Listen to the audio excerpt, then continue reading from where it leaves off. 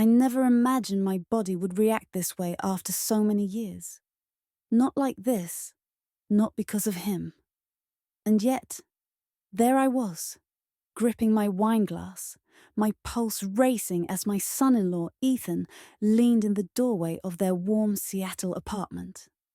His shirt lifted just enough to reveal the defined lines of his abdomen, sending a heat through me that I hadn't felt in decades.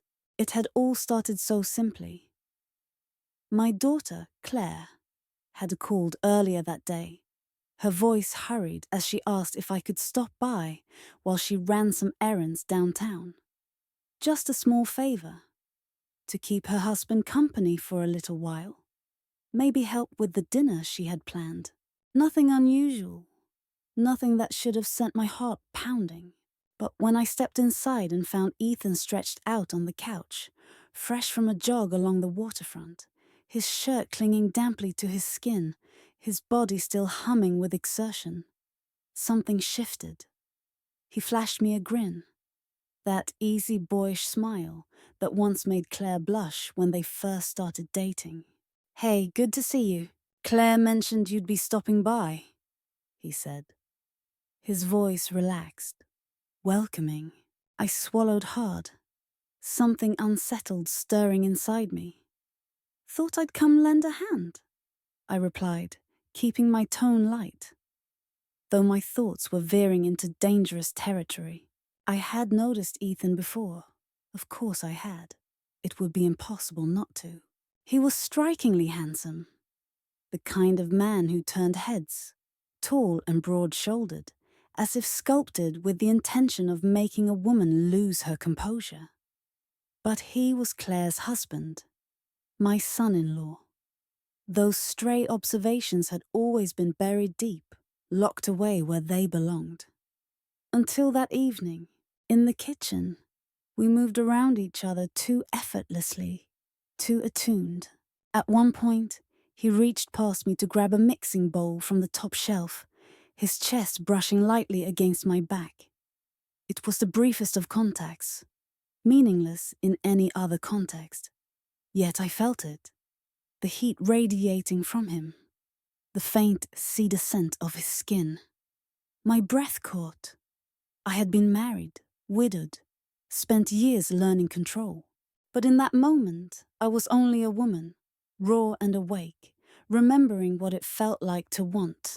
Ethan's voice was smooth, laced with amusement. "You okay?" I turned too quickly, too eager, and something flickered in his hazel eyes. Awareness, understanding, and then something more. The air between us thickened, stretched. I should have deflected, laughed it off, made a quip about my age. But for the first time in a long while, I didn't want to be the sensible one. The open bottle of wine sat on the counter. I poured a glass, watching as Ethan took a sip of his own, his throat moving as he swallowed. The silence deepened, shifting into something charged. Something neither of us dared put into words. "You know," he said after a pause, his voice quieter now. "Claire told me once you were the wild one in college." I laughed, though it felt precarious. "Did she?" He nodded, swirling his drink. "Said you turned heads wherever you went. Flattery will get you nowhere," I teased. Though my heart was pounding, Ethan held my gaze. "I'm not so sure about that." There was no mistaking it now. The current running between us, the unspoken invitation lingering in the air. It should have felt absurd, inappropriate. But instead, my body was humming in a way it hadn't in years. Claire wasn't due back for another hour. The apartment was quiet, too quiet, leaving space for thoughts I had no right to entertain. Yet, I did. I took another sip of my wine, hyper-aware of his eyes on me. He leaned against the counter, casual, yet there was something taut beneath his ease. I murmured, "I should probably start getting things ready." Yet I didn't move. Ethan set his glass down and stepped closer. Yeah, he said softly. Probably. Neither of us moved. The space between us evaporated. The air crackled, thick with something irreversible. I knew I should back away, shatter the moment before it solidified into something real. But I didn't. I was playing with fire, and for the first time in ages, I wanted to burn. He shifted forward, heat radiating from his body. My breathing turned shallow, unsteady. I resented how easily he unraveled me. I was supposed to be composed, controlled. But right now, I felt reckless. His voice dropped, intimate. You're not what I expected. I lifted a brow, grasping at my composure. How so? His gaze traced my face, lingering on my lips. Claire talks about you like you're still the same woman she knew as a kid. But that's not who you are now, is it? I swallowed, my throat dry. He wasn't wrong. Time had reshaped me. Loss had hardened me. And in this moment, standing so close to my son-in-law, I felt like someone entirely different. I reached for my glass, more to keep my hands busy than anything else. People change. His smile was slow, knowing. They do. The weight of his words hung in the air, an unspoken acknowledgement of the shift between us. My body tense as he reached out, fingers brushing my wrist lightly, experimentally. A warning bell rang faintly in my mind, but his touch was warm, grounding. I knew that if I let this continue, there'd be no turning back. I should have stepped away, laughed it off, diffused the moment. But I didn't. I let him touch me. I let my body betray every logical thought. Ethan's voice was barely above a whisper. Tell me to stop. I couldn't. The words wouldn't come. Instead, I exhaled, my pulse pounding beneath my skin. He watched me, searching for hesitation, finding none. He moved closer, his heat pressing against me, his lips hovering near my ear. You want this, don't you? I shuddered, my grip tightening on the glass. This is wrong. That's not an answer. I shut my eyes, warring with myself. When I opened them, he was still there, close, certain, and I was drowning in him. He wasn't just a fleeting temptation. He was a choice, a dangerous one. Deliberately, I set my glass down, my fingers trembling. We can't do this. Ethan exhaled, frustration and something deeper woven into the sound. Then tell me to leave. Tell me to walk away, and I will. I opened my mouth. Nothing came out. I didn't want him to go, and that terrified me more than anything else. His hand lifted, knuckles grazing my jaw. You don't have to fight it. I let out a shaky laugh. You have no idea what you're asking. He tilted his head, his expression unreadable. Don't I? We stood there, caught in the electric pull between us, the air thick, suffocating. My instincts screamed at me to run, while another part of me begged to stay. The sound of the front door unlocking sent a jolt through us both. Panic surged as I stumbled back, my heart slamming against my ribs. Ethan stepped away just as quickly, running a hand through his hair, his face smoothing into a calm mask as the moment fractured. Claire walked in, setting her purse down. Hey, Mom. Hope you two weren't too bored without me. I forced a smile, my hands trembling as I reached for my wine. Not at all. We were just talking. Ethan's gaze met mine. Yeah, he said evenly. Just talking. But we both knew the truth. Whatever had happened wasn't over. It had only just begun. We can't. He stepped even closer, his warmth seeping into me. Tell me to go, he murmured. Say the word, and I will. I parted my lips, but the words refused to come. My silence told him everything. His fingertips ghosted over my arm, barely there, yet leaving a scorching trail in their wake. I think you want this just as much as I do. A shiver ran through me, my breath faltering. This isn't right. Maybe not, he conceded, his tone gentle. But that doesn't change what's happening. A sudden noise from the kitchen shattered the moment, jolting me back to reality. I stumbled away, pulse racing. Ethan straightened, his face composed, though his eyes betrayed his inner turmoil. Claire appeared in the doorway, beaming.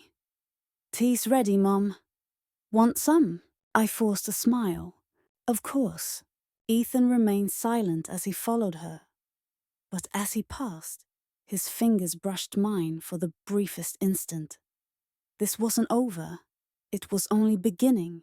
After that evening, the tension between us tightened like a coiled spring. We tried to maintain an air of normalcy, but it was futile. Every shared moment, family gatherings, casual conversations, the simplest of interactions, buzzed with unspoken energy. It was only a matter of time before the dam broke. One evening, Claire asked me to drop off a pie she'd made for a sick neighbor.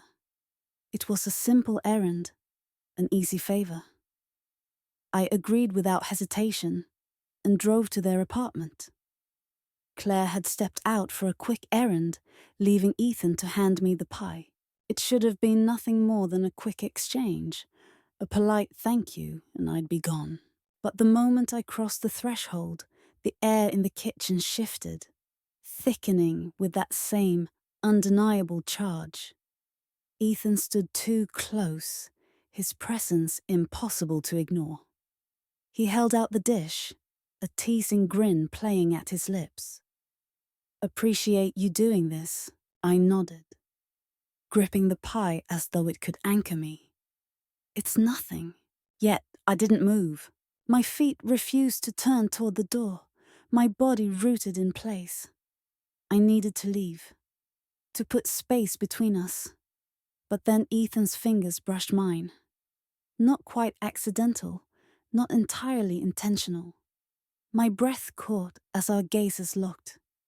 His eyes burned with something I both feared and craved. I should have stepped back. I should have said something light, something safe. But I remained there, my heart hammering against my ribs. You can tell me to stop, he whispered. Say the word, and I will. I couldn't. I didn't want to.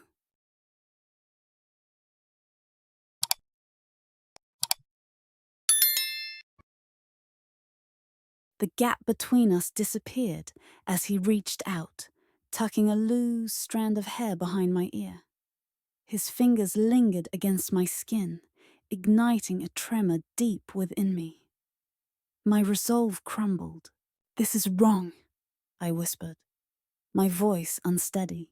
I know, he murmured, his gaze unwavering. But it doesn't feel that way, does it? He was right. It didn't. It felt inevitable. I closed my eyes, grasping for the strength to step away.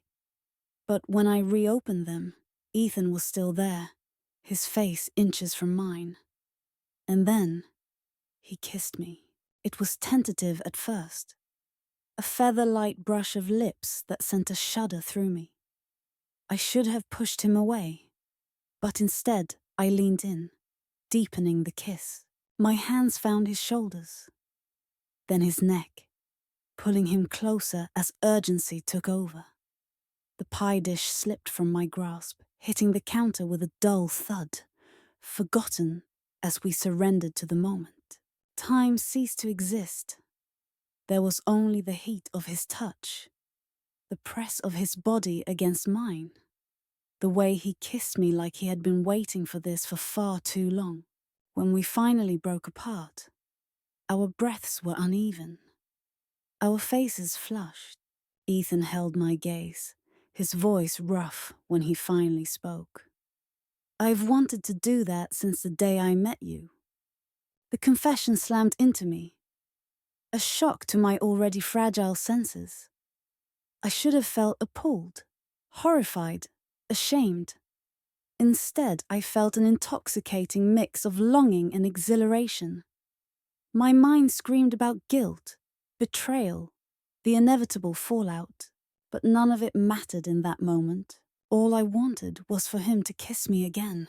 "Ethan, we can't," I said, the words weak, unconvincing. "I know." His hand still rested on my hip. "But I don't want to stop." Neither did I, and that terrified me more than anything. The sound of the front door unlocking sent us flying apart. Claire's cheerful voice rang through the apartment. "Hey, I'm back. Did Mom grab the pie?" I scrambled to pick up the dish, my hands trembling as I struggled to regain control. Ethan stepped back, his face unreadable, though his eyes still smoldered with restrained emotion. Claire strolled into the kitchen, oblivious to the storm raging beneath the surface. "Got it right here," I said, forcing my voice to sound normal. She smiled, chatting about her errand, her words a blur. I nodded, pretending to listen, but my thoughts remained on Ethan and what had just happened. As I drove home, my mind warred with itself.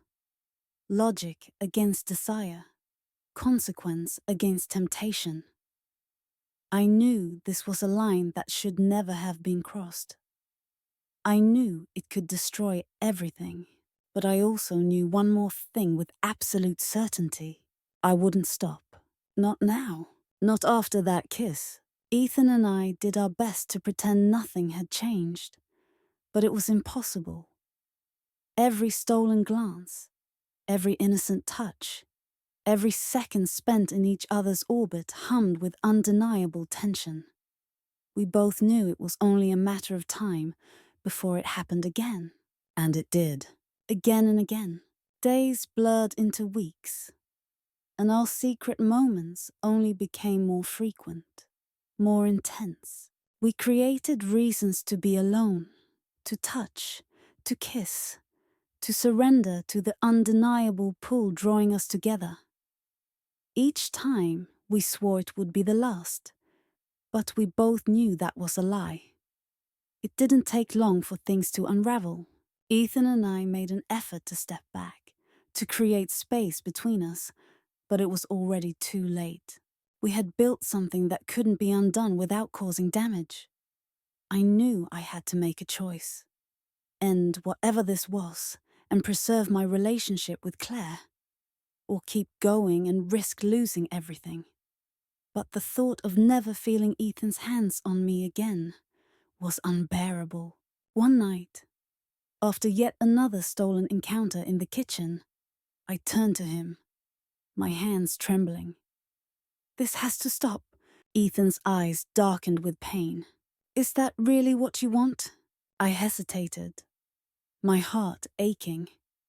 "I don't know, but we can't keep doing this." He reached for my hand, the briefest brush of fingers. "What if we could?" The question sent a shiver through me, heady and impossible. I shook my head, tears threatening. "We can't." Ethan pulled me into his arms, holding me close. "I don't want to lose you." His words shattered me. I pressed my face against his chest, feeling my willpower slip away. I was already in too deep. The line had been crossed, and there was no turning back. I had no idea where this would lead, only that I wasn't ready to let him go. We continued our dangerous game, each encounter more intense, more reckless. But as the weeks went on, the guilt grew suffocating. I saw it in Ethan too. He was drowning in this just as much as I was. One afternoon, Claire suggested a picnic at Gasworks Park, a simple outing to enjoy the Seattle skyline. We spread out the blanket as she talked animatedly, but I could barely focus. My attention kept drifting to Ethan. The shared glances, the accidental touches that burned like fire. Claire wasn't blind. I saw the way her gaze flicked between us, suspicion creeping into her usually warm demeanor. I tried to act normal, laughing at her jokes, commenting on the cool breeze, complimenting her sandwiches. But inside, I was unraveling. Ethan, usually so composed, barely touched his food. His stare lingered on the distant rusted towers, lost in thought. Claire stood up.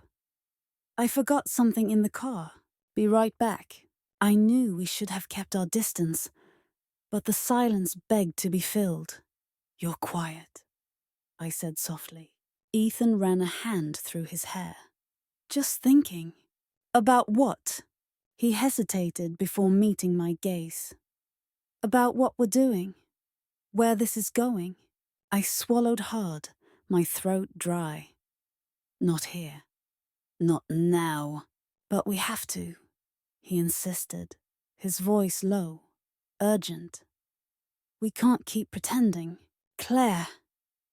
He stopped, his jaw tightening, torn between his love for her and whatever this was between us. I didn't want to hear it. Didn't want to acknowledge the truth I was so afraid of. We'll figure it out, I whispered, though I had no idea how.